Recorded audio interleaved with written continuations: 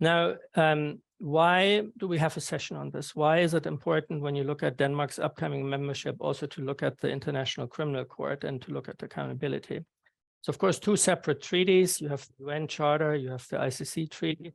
But from the very beginning, there was a relationship between those two institutions, the UN and the ICC.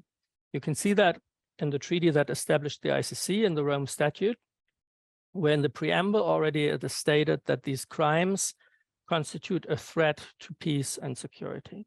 And that is, of course, the language that is key for the UN Charter, for the Security Council in Chapter 7, as an opener to all sorts of measures that the Security Council would possibly adopt to address atrocity crimes. So the Rome Statute stipulates the court is part of what the Security Council has to do and has to work with. And the other way around, there's, of course, this idea that peace and justice are also mutually reinforcing and belong together, and that you cannot work on security issues in the Security Council without addressing atrocity crimes. The ICC established in '98, and of course would not have been established if it hadn't been for what the Security Council did earlier in the 1990s when they established the two ad hoc tribunals, of which one, or actually of which both, had Frerk as a key staff person, because our moderator here, Frerk, is a former judge of the International Criminal Tribunal for the former Yugoslavia, but also worked for many years in Arusha in Tanzania for the ICTR. And that is, of course, just to highlight how the Security Council, also before the ICC, has been active in this field and has been working with these issues. And then the ICC was established as kind of a new central institution to gather all these prosecutions and investigations on atrocity crimes going forward. Why is it relevant for Denmark and the Danish membership?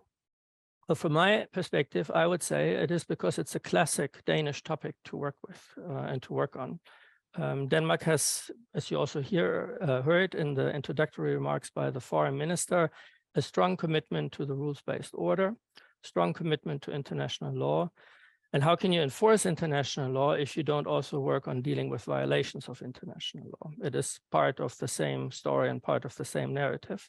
And when you look back at the Danish membership in the Council 2005 and 2006, and you speak to Danish diplomats that were active at the time, what they would highlight probably as one of their key accomplishments was actually Denmark's work on the first referral by the Security Council to the ICC of the Darfur situation. That is, of course, very topical now with what's going on in Sudan and with the question of where Bashir actually is and what's happening with him.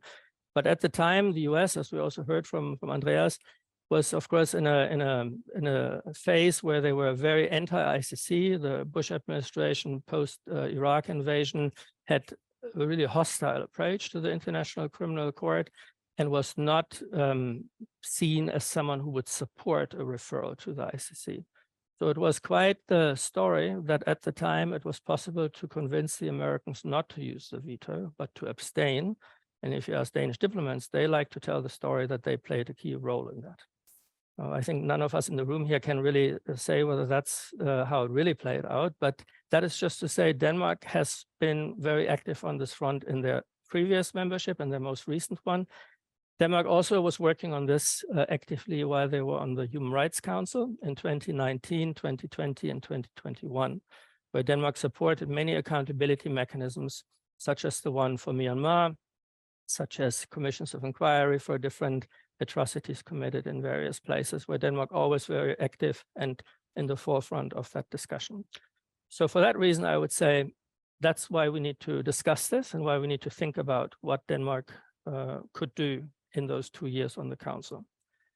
Now, under normal circumstances, I think what one would expect and what would be put to the Danish ministry as an expectation is that Denmark would work to strengthen the relationship between the Security Council and the ICC. For example, since 2011, the second referral, the Libya situation, there has been no new referral, right? So it is now 12 years ago. There is a standing problem in the Security Council not following up on non-cooperation between the countries in question and arrest warrants that are issued by the ICC. There's another standing problem of funding for these referrals not coming from the UN, but actually all the costs of those two referrals, Darfur and Libya, being borne by the member states of the ICC treaty. And that is, from a legal point of view, wrong, but that is, of course, also, when you look at it from a policy point of view, very, very questionable. Well, I said under normal circumstances, you would say that is something you would expect Denmark as an E10, as a member of the ICC, as a very active member of the Assembly of States Parties of the ICC to work on. But I think it's safe to say, since the arrest warrant was issued against President Putin, it is not really normal circumstances for what can happen between the Security Council and the ICC. I think it's the other way around. It's safe to expect there will be no new referrals from the ICC, from the Security Council to the ICC, while Denmark is on the Security Council, unless miracles happen with the war in Ukraine in the meantime.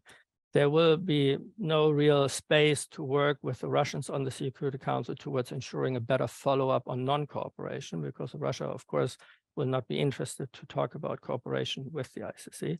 And there will be very little space to talk about funding from the UN for their court that just issued an arrest warrant against President Putin. And all that is leaving aside the 800-pound gorilla in the room in November 24, when the Americans may elect a president that may not be helpful on this agenda, because a second term with President Trump or a President DeSantis or whatever will maybe make the Russians seem like a friendly version of the ICC or non-ICC members. So I think it is about being creative now and thinking outside the box of what usually is set, what can be done when Denmark is on the council with the ICC. And that is, I think, also, under this pragmatic idealism and what that means, how that could play out. So Andreas already said in the first session, it cannot only be about making good statements, right? Of course, Denmark will have to say the right things about the ICC on the council, but it has to be also about thinking in terms of results and what space is there really for that.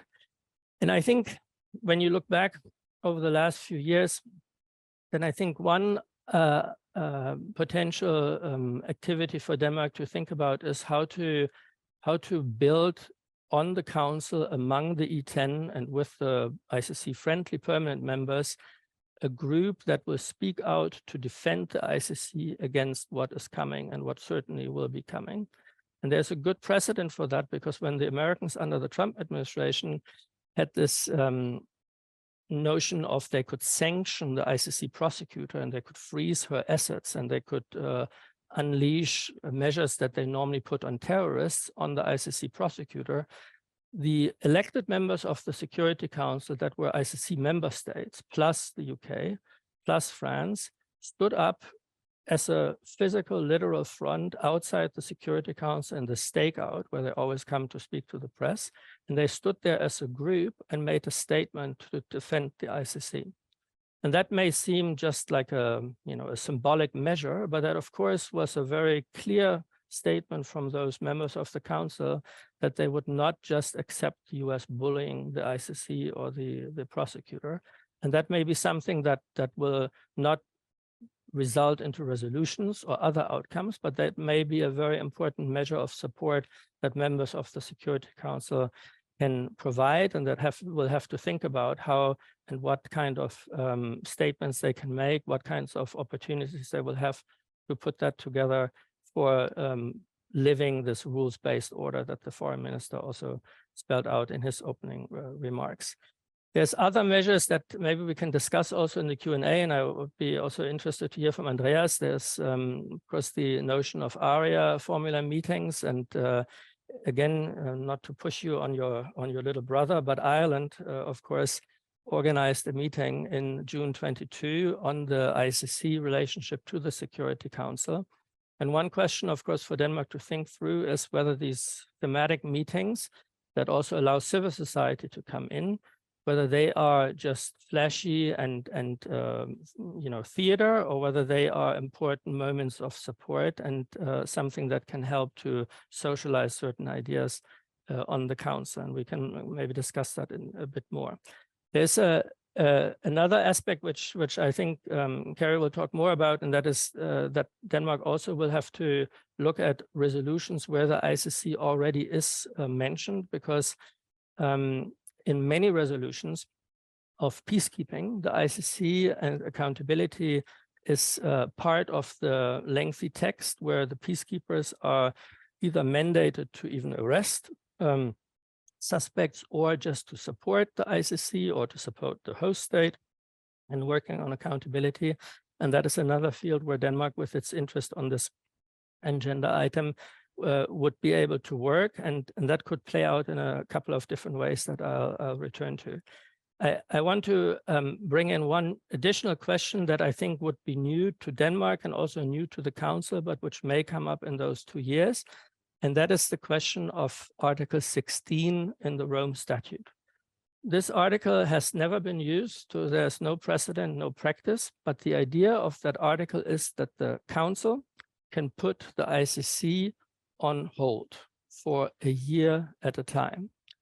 All ICC prosecutions in a specific situation would have to be suspended for a year. That is called a deferral. That's the opposite of the Security Council sending something to the ICC. Here, the Security Council would step in and tell the ICC, you got to stop that for a year. And the original idea with that was for peace negotiations and to give a breathing space. And one question could, of course, be whether that becomes relevant in the Ukraine situation. And then lots of difficult questions will come up because there is no practice. So question could be, of course, to start with, whether this is really the right approach. I mean, Ukraine, will they ever agree to that idea to start with? And so far, the talking point is probably nothing about Ukraine without Ukraine actually agreeing to it. But leaving that aside, then the question would be, well, what would that 1 year really bring? Would that be a real opener for negotiations and helpful? This is a situation where the veto works the other way around, right? It's not Russia that would veto that, but the question would be for the Western P3, whether they would want to veto this idea to stop the Security Council. So that's a whole new way of looking at the veto all of a sudden. There's questions also whether Russia even would accept the notion of having a pause of 1 year, right? Why would Russia do that? Russia could say, this is the Rome Statute, they are not a member of it. As the Security Council, we can just stop the investigation, period. That's a really interesting legal discussion, whether the Security Council can do that or not. For Denmark, of course, it would be problematic because Denmark is bound by the Rome Statute as a member. So for us, the framework would be 1 year. There's other questions about the Americans, what they would say if they have a new government. And would the Trump administration look at Article 16 and say, yeah, that makes sense. Let's go with what the Rome Statute says on this one, right? So there's difficult questions that I think will need to be thought through before they happen, to have a sense of what options there are and what scenarios could pop up, because this is something where you cannot fall back on established practice. There have been attempts in regard to Kenya and Sudan earlier to maybe use this Article 16, but it never happened. So there's very little really ready-to-go solutions that one could rely on. Now, all that said, and I want to make sure I close now, I think besides the ICC, there's some other accountability options that Denmark should think about when preparing for the Council. The Security Council can also mandate commissions of inquiry. Today, all of us are very used to look to Geneva and the Human Rights Council, but in the Darfur situation, for example, the referral of the Security Council came after a commission of inquiry by the Security Council had written a lengthy report raising the question of genocide being committed in Darfur. So that is a tool that the Security Council also has in its box. There's another interesting newer development regarding the crimes committed by ISIL in Iraq, where the Security Council in 2017 put together a mechanism to support the Iraqi authorities in investigating crimes committed by ISIL against various religious and ethnic groups in Iraq. And that is under the Security Council, a mechanism that cannot prosecute, but that can help prosecutions. So they have had as a head of that team, actually the now current ICC prosecutor, Karim Khan. So that's where he comes from. and they are doing interesting work. So that's something where one could think about, is that a model that Denmark, when on the council, could see being thrown in the conversation about other areas than just Iraq? Of course, it's a special circumstance. It's a crime, it's against atrocities by non-state actors supporting a government. So that, you know, limits a little bit where else you can maybe apply that, but that's still something the Security Council has put together under this accountability heading. So in closing, I would say Denmark should prepare a file on accountability and the ICC. They should have scenarios for potential threats that can come from Russia or from a new US administration. Keeping our fingers crossed, of course, that at least one of them does not materialize. They should do a checklist of relevant resolutions that are already out there that have language on ICC or accountability to know what's out there to copy for new resolutions, or to know what they need to defend when it comes up for negotiations, or what possibly to expand. And they should know what language is typically used on ICC and accountability in Security Council resolutions, so they can use that in new circumstances. There's also an opportunity for Denmark to think about being the focal point for ICC issues on the Security Council that is currently held by Switzerland and Japan. And that would be one way how Denmark could maybe further coordinate efforts among the members on the ICC and make sure opportunities are being used. And I think that it would also be important to think it together with the EU presidency, because the EU is, of course, a very significant supporter of the ICC in many levels. Last time when Denmark had the presidency in the EU, Denmark worked very much on the question of non-cooperation with the court. So that would be an obvious link also to a Security Council membership. So those are the ideas I had. I thank you for your attention and leave it at that. I look forward to discussing it more after Carrie's presentation. Thank you.